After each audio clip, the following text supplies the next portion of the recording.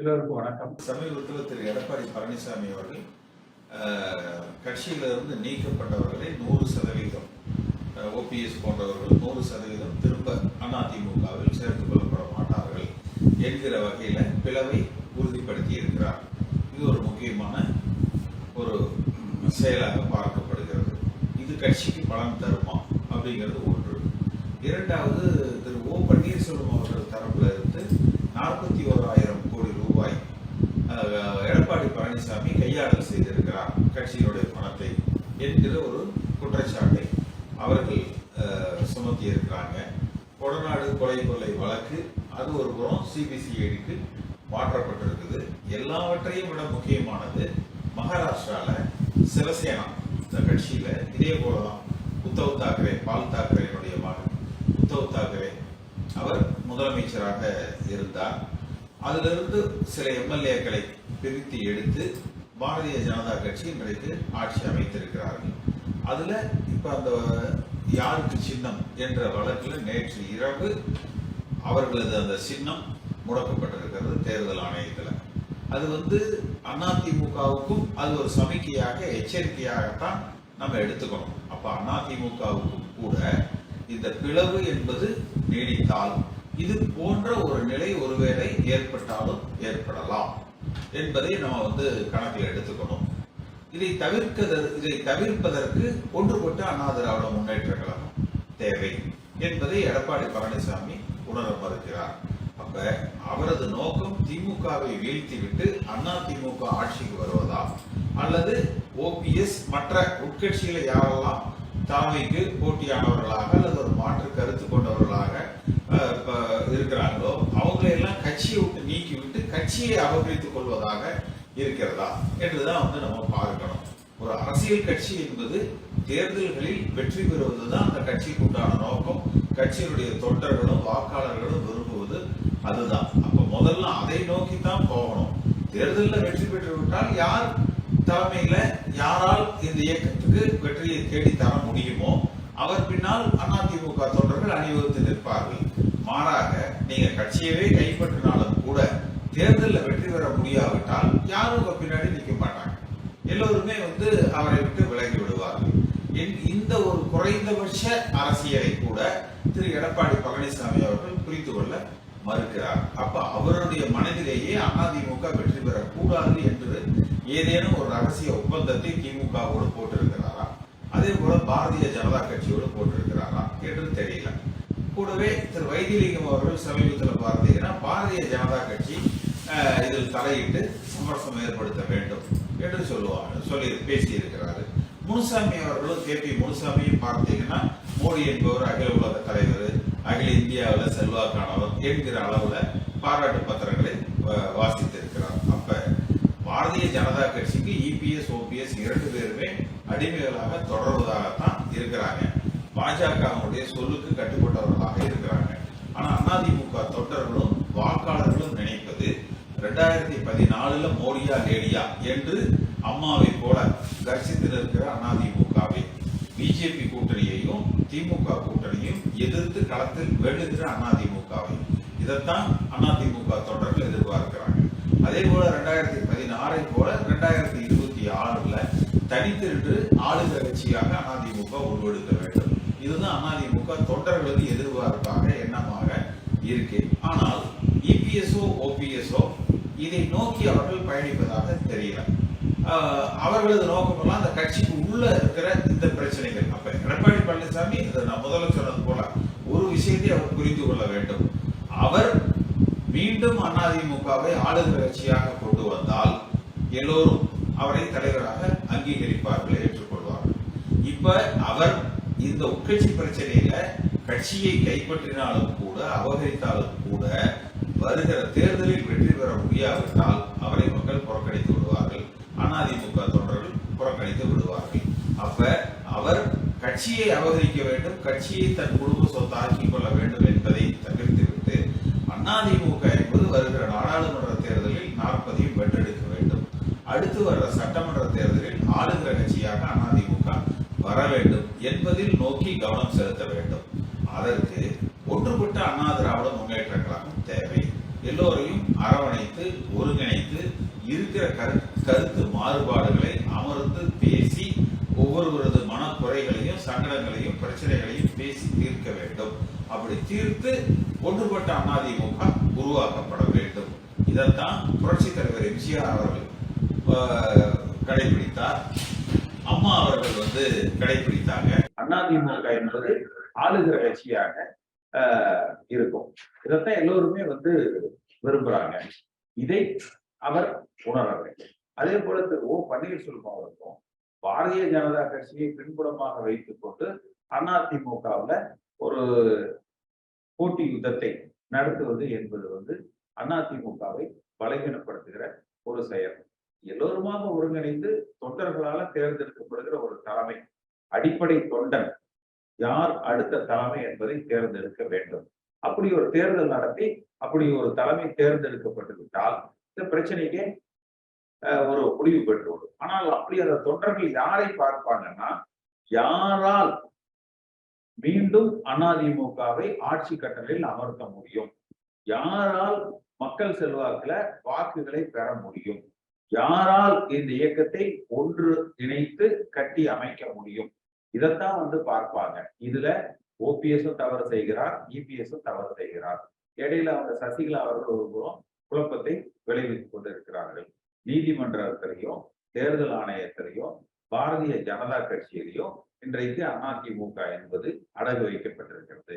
இதுல இருந்து மீண்டு ஒரு வலிமையான ஒரு அதிமுகவை நாம் உருவாக்க வேண்டும். திமுகவை பொறுத்த வரைக்கும் மிக குறுகிய காலத்துல அதிகபட்சமாக மக்கள் மத்தியில கெட்ட பேர் எடுத்திருக்கிறாங்க. இப்ப திமுக இந்த அரசாங்கத்தின் மீது மக்கள் அதிருப்தியில இருக்கிறாங்க. திமுக காரங்க மகிழ்ச்சி அடைகிற ஒரே விஷயம் அதிமுக இப்படி பிளவுபட்டு நிக்கிறது தான். அப்ப இந்த பிளவை பயன்படுத்த பிரச்சனை தொண்டர்கள் இடத்துல இல்ல, இந்த தலைவர்கள் சொல்லிக்கிற இந்த சுயநலவாதிகள் இடத்துலதான் இருக்குது. இவங்களுக்காக பெரிய ஏதாவது ஒரு கொள்கை மாறுபாடு இருக்கா என்ன? ஒண்ணுமே கிடையாது. எல்லாம் சுயநலம் தான்.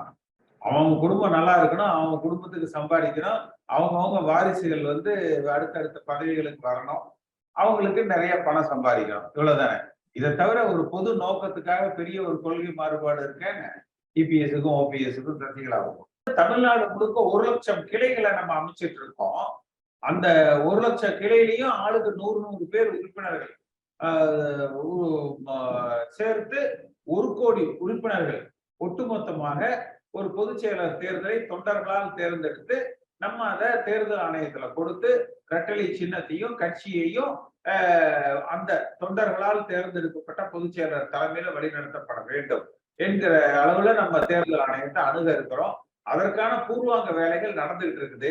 எல்லோருமே அதை நோக்கி பயணித்தோம்னா நிச்சயமா மிக விரைவாக நம்ம அடுத்த ஆண்டிலேயே நாடாளுமன்ற தேர்தலுக்கு முன்பாகவே அந்த பணியை முடிச்சு நாடாளுமன்ற தேர்தல்ல 40ஐயும் வென்றெடுக்கிற பலமான அதிமுகவை நம்ம உருவாக்கும். இப்ப எடப்பாடி பழனிசாமி இப்ப என்ன செய்யறாருன்னா, ஓபிஎஸ் படத்தை எடுத்துட்டு அவர் படத்தை மட்டும் ஒரு 5 லட்சம் கார்டை மட்டும்தான் கொடுக்கறாங்க. அப்ப இந்த உறுப்பினர் அட்டை எல்லோருக்கும் போனா யாராவது எதிர்த்து போட்டியிடுவாங்க, எதிர்த்து வாக்களிச்சிருவாங்கன்னு அவர் என்ன நினைக்கிறாருன்னா, யாருக்கு உறுப்பினர் அட்டையை கொடுக்க வேண்டாம்னு நினைக்கிறாரு. அவங்க கையில வச்சுப்பாங்க. அவங்க அந்த லிஸ்ட் போட்டு பொதுக்குழு கூப்பிடுறாங்க பாருங்க, அந்த மாதிரி லிஸ்ட் போட்டு ஒரு 5 லட்சம் பேரை கூப்பிட்டு நாங்க தொண்டர்களால தேர்ந்தெடுக்கிறோம்னு முடிச்சுட்டு போற பார்க்கிறாங்க. அது நம்ம என்ன செய்யறோம்னா, புரட்சி தலைவர் எம்ஜிஆர் வழியில அம்மா வழியில ஆன்லைன்ல யாரு வேணாலும் நீங்க உங்க டேட்டாவை ஃபில்அப் பண்ணி எடுத்துக்கலாம், அவங்களே எடுத்துக்கலாம். இது மாதிரி 1 கோடி பேர் குறைந்தபட்சம் நம்ம ஒரு அளவு வச்சிருக்கிறோம். அந்த 1 கோடி பேர் வந்தோடனே அந்த பட்டியலை நம்ம வெளியிடுறோம், வெரிஃபை பண்ணுறது. அந்த பட்டியலை வெளியிடுற போது என்னன்னா, உங்க வீட்டு பக்கத்துலயே ஒருத்தர் இருப்பாங்க, அவர் திமுக காரரா கூட இருப்பாரு அல்லது வேற கட்சியில இருப்பா, அந்த பகுதியில வெரிஃபை பண்ணிக்குவாங்க. அதனோட செடி நொட்டியை வெரிஃபை பண்ணிக்குவாங்க. இவங்க உண்மையிலேயே அதிமுக சேர்ந்திருக்காங்களா, உண்மையான வேற மாற்று கட்சிகள் ஏதேனும் இதுல போலியா செய்யறாங்களான்னு வெரிஃபை பண்ணி சர்டிஃபை பண்ணி சொல்றோம் அந்தந்த பகுதியில இருக்கிறவங்கள. அடுத்து என்ன செய்யறோம், பகிரங்கமா அந்த பட்டியலை நம்ம வெளியிடுறோம். இந்த 1 கோடி பேர் எங்க அதிமுக உறுப்பினர்கள் அப்படிங்கறத நம்ம வெளியிடுறோம், தேர்தல் அறிவிக்கிறோம். இன்னும் முடிஞ்சால் ஒரு இடத்தைய குறிச்சு காலையில 10 மணிக்கு இந்த இடம் திருச்சி, மதுரை, சேலம், சென்னை, திருநெல்வேலி, எந்த இடம்னாலும் சரி, இந்த இடத்துல எல்லாம் வாங்க. ஒரு குறைந்தபட்சம் ஒரு 10 லட்சம் பேர், 20 லட்சம், 25 லட்சம் பேர் நம்ம டார்கெட் வச்சிருக்கிறோம், வாங்க. மிச்சம் வராத உறுப்பினர்கள்ட்ட இருந்து நீங்க ஆத்தரைசேஷனோ அல்லது அந்த போஸ்டல் பேலட் இருக்கு இல்லையா, போஸ்டல் பேலட் வந்து நீங்க வாங்கிட்டு வந்து, தபால் ஓட்டு வாங்கிட்டு வந்து, யாரெல்லாம் நிக்கிறீங்களோ வாங்கப்பா. நம்ம யாரையும் ஒதுக்கல. எடப்பாடி நிக்கிறீங்களா நில்லுங்க, ஓபிஎஸ் நிக்கிறீங்களா நில்லுங்க, சசிகலா நிக்கிறீங்களா நில்லுங்க, நான் நிக்கிறேன், அந்த இடத்துல எல்லாரும் ஓட்டு போடுங்கப்பான்னு சொல்லி அங்கேயே எல்லாரும் முன்னாடி வச்சு எண்ணி படிச்சிடலாம். நம்ம அதை கொண்டு போய் தேர்தல் ஆணையத்துல கொடுத்து ரெட்டலை சின்னத்தையும் கட்சியையும் இதுல யார் தேர்ந்தெடுக்கப்படுகிறார்களோ அவர்கள்ட்ட கொடுங்கன்னு சொல்றோம். நிச்சயம் நம்ம யாரையும் எடப்பாடி பழனிசாமி சொல்ற மாதிரி யாரும் வேண்டாம் நான் மட்டும் போறோம் அப்படிங்கிறது இல்லை. எல்லாரும் வாங்க. அதிமுகல இன்னும் இருந்து திமுகவுக்கு போனவங்க, மற்ற கட்சிக்கு போனவங்க கூட எல்லாம் திருப்பி வாங்க. எந்த மனமாச்சரியமும் இல்லாமல் புரட்சி தலைவர் எம்ஜிஆர் காலத்துல அதிமுகவில் பயணித்தவர்கள், அம்மா காலத்துல பயணித்தவர்கள் எல்லாரும் கட்சிக்கு திரும்பி வாங்க.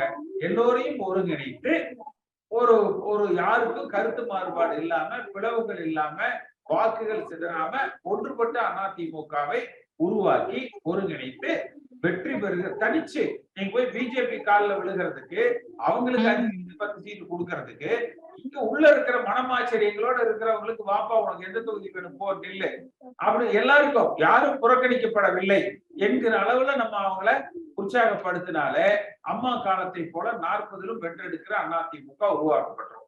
கட்சி வந்து ஒரு 4-5 பேர் தலைவர்கள் ஒன்னா சேர்ந்து பேசுறதுனால வந்து கட்சி பலம் பெற்று விடாது. தொண்டர்கள் வந்து ஒரு முகமாக ஒரு அணியில தொண்டர்களை வந்து நம்ம ஒருங்கிணைக்கணும். ஒரு 1,00,000 பேர், ஆளுக்கு 100 உறுப்பினர்கள் அந்தந்த பகுதிகளில் நம்ம வந்து அந்த உறுப்பினர் சேர்க்கையை நம்ம செய்து கொண்டு இருக்கிறோம்.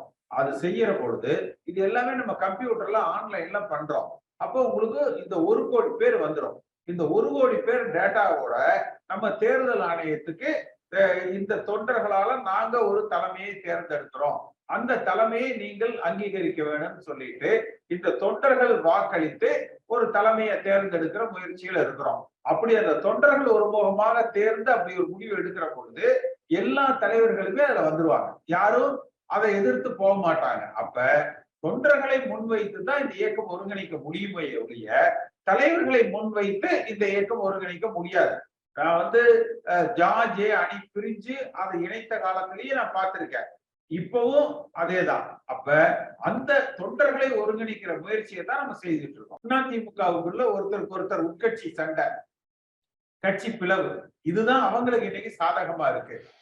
மக்கள் வாக்களித்து அதிமுகவை ஆட்சியில் அமர்த்துவதற்கு தயாராக இருக்கிறாங்க.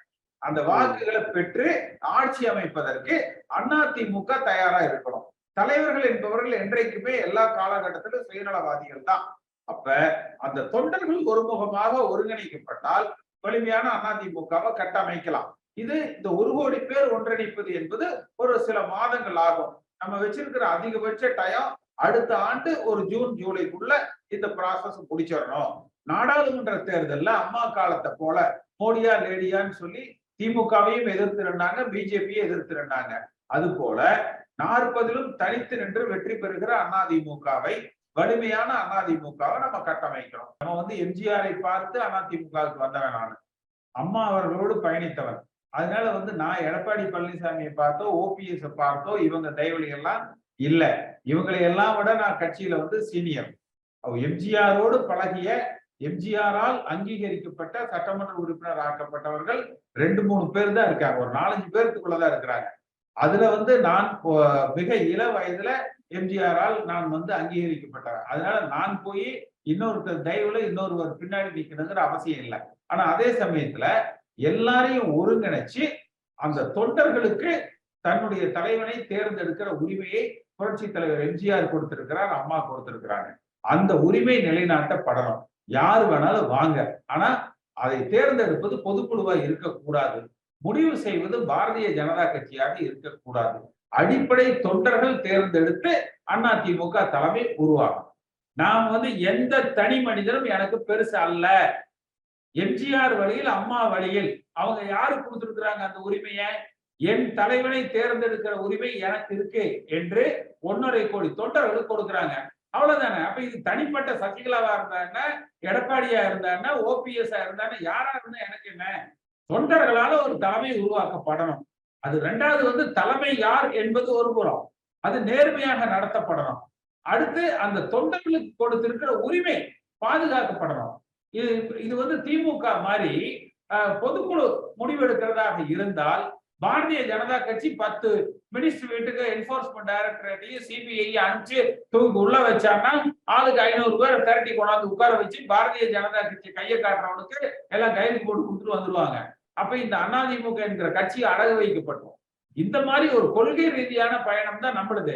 இதுல வந்து சசிகலா பெரியாளா, எடப்பாடி பெரியாள்னா இவங்க எல்லாரும் என்னை விட சின்ன ஆளுங்க.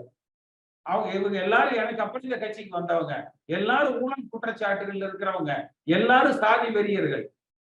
சாதிக்கும் மதத்துக்கும் லஞ்சத்துக்கும் ஊழலுக்கும் அப்பாற்பட்ட கட்சி அதிமுக. ஆனா இது எல்லாம் தாண்டி இதை யார் அடுத்த தலைமை என்று முடிவு செய்கிற பொறுப்பும் உரிமையும் அடிப்படை அதிமுக தொண்டன் கிட்ட இருக்கு. என்னுடைய மனப்பூர்வமான நன்றி. இந்த காணொளியை காணும் தமிழ் உள்ளங்களுக்கு ஒரு அன்பான வேண்டுகோள். சேனலை சப்ஸ்கிரைப் பண்ணிட்டீங்களா? பண்ணலனா மறக்காம சப்ஸ்கிரைப் பண்ணுங்க. சப்ஸ்கிரைப் பட்டனையும் பெல் ஐக்கனையும் உடனடியாக கிளிக் பண்ணுங்க. உங்கள் அன்பும் ஆதரவும் என்றைக்கும் எங்களுக்கு தேவை. நன்றி.